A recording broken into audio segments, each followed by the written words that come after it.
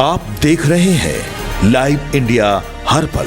केंद्र सरकार द्वारा 2023 में नारी वंदन अधिनियम 2023 पारित होने के बाद अब उसे अमली जामा बनाने की कवायद तेज हो गई है। 2011 जनगणना के आधार पर महिलाओं को 33% आरक्षण देने का प्रावधान किया गया है। इस मौके पर बिहार सरकार के खेल और आईटी मंत्री श्रेयसी सिंह और मोहनिया विधायक संगीता कुमारी सहित कई भाजपा के नेताओं ने प्रेस वार्ता को संबोधित किया। मौके पर श्रेयसी सिंह ने कहा कि इस अधिनियम के लागू होने से समाज में महिलाओं को जनप्रतिनिधि की जिम्मेदारी महसूस होगी। श्रेयसी सिंह ने कहा कि प्रधानमंत्री नरेंद्र मोदी को इस कार्य के लिए बधाई देती हूं और साथ ही उन्होंने कहा कि आने वाले समय में हिंदुस्तान का नक्शा बदलता हुआ नजर आएगा। वहीं प्रेस वार्ता को संबोधित करते हुए मोहनिया से विधायक संगीता कुमारी ने भी प्रधानमंत्री नरेंद्र मोदी का धन्यवाद दिया और साथ ही कहा कि जिस तरह से उन्होंने महिलाओं को सम्मान देने का कार्य किया है वह किसी और नेता ने आज तक नहीं किया। और साथ ही साथ आज रुतबा फूले जी की जयंती है, उनको नमन करते हैं। साथियों, ये प्रेस वार्ता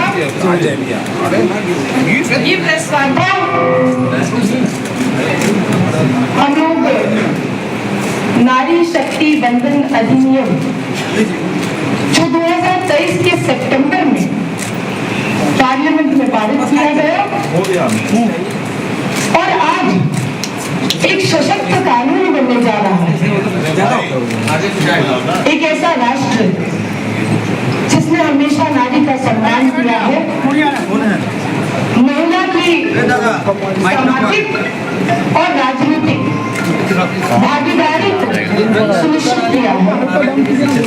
एक ऐसा कानून जो न सिर्फ महिला सशक्तिकरण को बढ़ावा देता है बल्कि यह भी दर्शाता है कि जब महिला प्रतिनिधित्व करती है तो किस तरह से राज्य में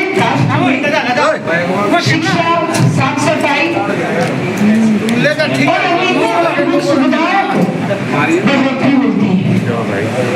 साथियों, नहीं देख रहा है इस कानून के तहत 33% का आरक्षण महिलाओं को पार्लियामेंट के साथ साथ विधानसभाओं में मिलेगा, जिसमें कि एसटी और एससी भी शामिल रहेंगे।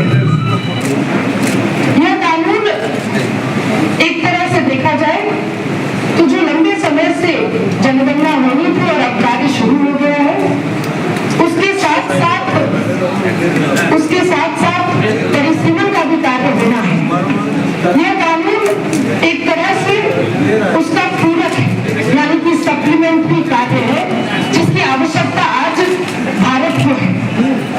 और भारत पे जिस विकसित भारत का स्वप्न लेकर हम आगे बढ़ रहे हैं, उस विकसित भारत में ये हमें मजबूती देगा।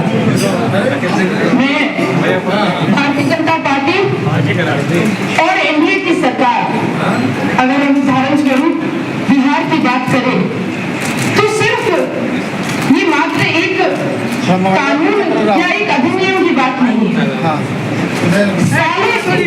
महिला सशक्तिकरण के लिए बिहार में पहले जो पंचायती राज स्तर पर नगर निकायों में आरक्षण को लाया गया। महिला सुरक्षा के लिए बिहार एक ऐसा स्टेट है, एक ऐसा राज्य है जिसमें सबसे ज्यादा महिलाएं आपको बिहार पुलिस की भर्ती में दिखेंगी। तो निश्चित रूप से महिला शिक्षा को बढ़ावा देने के लिए अनेकों योजनाओं को बढ़ाते उतारा गया है।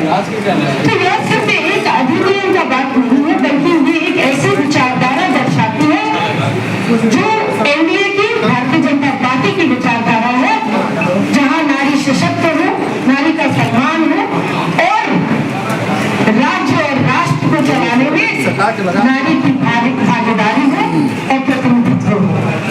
साथियों, बिहार का उदाहरण मैंने आपके सामने आज जो रखा है उसमें आप देखिए किस तरह से अगर कोई किसान भाई बहन जब खेत तैयार करते हैं तो एक उसका ग्राउंड बेस तैयार करना सबसे ज्यादा आवश्यक होता है। जब पंचायती राज में महिलाओं को सबसे पहले रेजिग्नेशन लाया गया तो